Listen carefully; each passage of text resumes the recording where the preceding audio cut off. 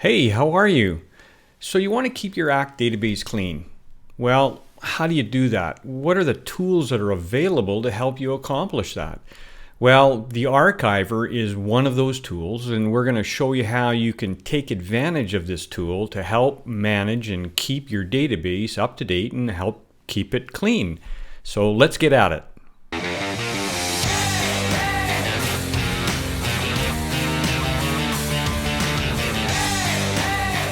Before we get started, if you like this video, click the like button and don't forget to subscribe and hit the bell, and that way you get any notifications that come up in the future. So what is the Advisor and how can it help me keep my database clean? That's what we're going to talk about today. And so one of the challenges we have is when somebody moves to a different organization, they kind of go off the radar. What do we do with those contacts? What I find with a lot of databases that I've looked at over the many years that I've been doing this, I find a lot of what we call deadwood in the database. And what deadwood would refer to is people that aren't at that location anymore, maybe have moved on to a different type of business. Their contact information is really not accurate at all. And so what do we do with that? How do we manage that? And that's part of what we call a data cleanup strategy, is being able to look at the contacts and say whether these people are active in our database or not, and doing something with them. So what we used to do is we would create a separate database, call it an archive database, and we would export that contact into the other database. Now the reason we would do this is so that we could keep that contact information. We wanted all the notes and the histories, anything that was attached to it. We wanted to keep that specifically to the organization that they worked with. And so in order to do that, we'd move them over to another database. Well, the problem was if they came back to that same organization or they surfaced and we needed to access that information, you'd have to log out of that database, log into the other one, get whatever you needed, maybe export it back again, and then log out of that database and log into the new one. It just wasn't effective. It wasn't efficient.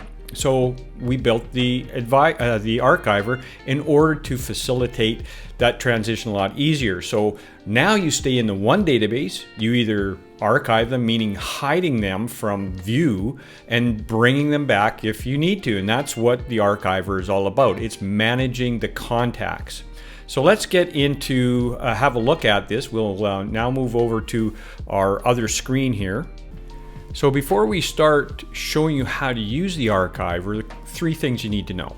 First of all, this is only for the desktop version, will not work for the web version.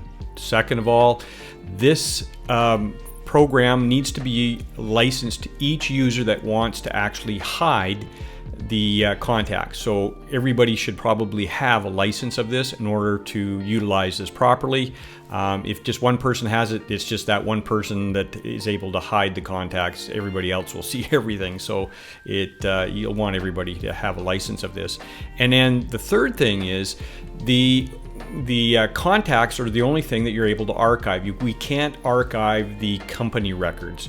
And that's just the way that ACT has built the product. We haven't been able to access the table properly to be able to hide the companies on the company views. Now, that's at this point in time as of this recording. We're hoping in the future that we'll be able to get access to that table and be able to manipulate it the same way we have done with the contact table. All right, so let's get into this. So how do you archive? Now, let's first of all, I'm going to go up to, and how do you archive? Well, there's a couple of different places to archive. Let's go to the company record, and we've got Tanya here. So I can, we're gonna archive two different people, and we're going to do it two different ways. So first of all, I'm going to archive Fred Brown. Well, the easiest way to do it is right here. You see this little, well, it's a banker's box is what it is. And because that's what we do. We archive stuff, we throw them in a banker's box, don't we? So we're going to click on the banker's box, and it's going to say, would you like to archive the selected contacts? Because you can select more than one. I'm just selecting one at this point. Press OK. and you'll see red, brown is gone. Now, Tanya, let's do it a different way. So this is, you can be on the contact company record. I could archive all of them if I wanted to and just press that, but I just did the one. So now I'm going to go to Tanya's record, and let's just say we want to archive Tanya. Well, there's the banker's box right up here. So these are the little links, both on the company record and on the contact record. Now the company record only has the one, the banker's box or the archive box. On the contact record you have two. One is for archiving and one is for showing the archived records and flips you into an archive screen. But we're going to archive Tanya here first, and let's go okay and yes. And she says she's been archived, and now it jumps to the whole database because she's been archived.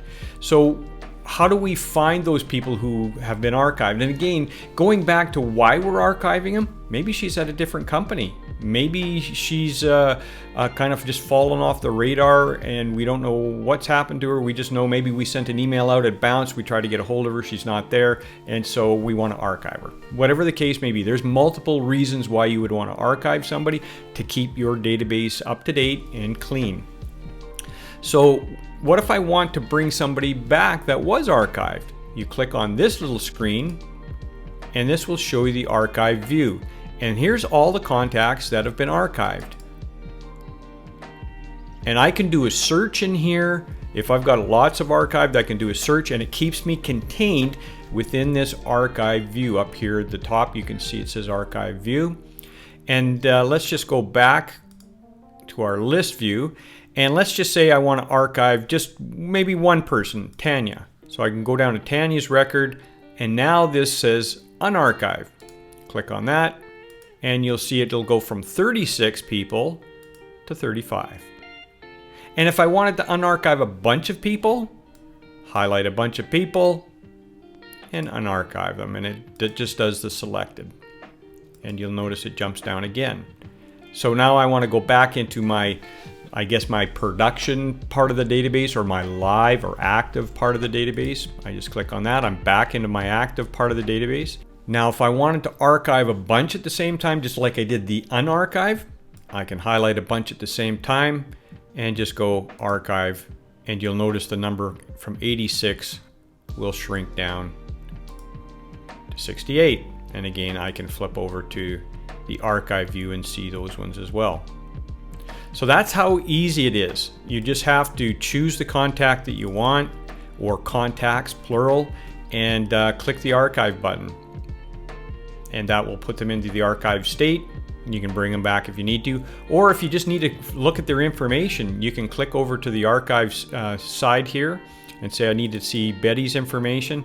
I can go to Betty, I can look up all the stuff, I can determine whether I need to unarchive her or not.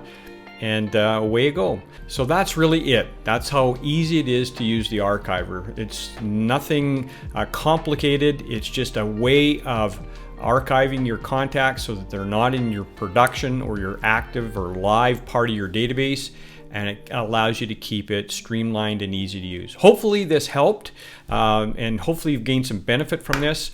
Don't forget to like and subscribe, and we'll see you on the next one.